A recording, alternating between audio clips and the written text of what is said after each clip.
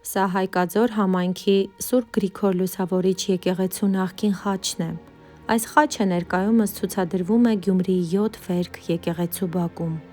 10-րդ դարի այս եկեղեցու 30 կիլոգրամանոց խաչը ուժեղ քամու հետևանքով պոկվել էր 2015 թվականին և փոխարինվել նորով։ Բայց խաչի վրա ամենակարևորը նրա պատմությունն է։ Այս խաչը լավագույնս է բնութագրում հայ-թուրքական հարաբերությունները։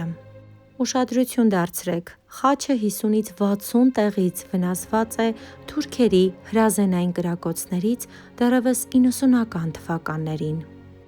Սահմանին գտնվող եկեղեցին ներկայումս չեզոք գոտում է, և հավատացյալ մարդիկ կարող են այցելել այնտեղ միայն սահմանապահների հատուկ թույլտվությամբ ու ուղեկցությամբ։ Եվ վերջում հենց այս վնասված խաչի մոտ կա ևս մեկ ցավոտ պատմություն։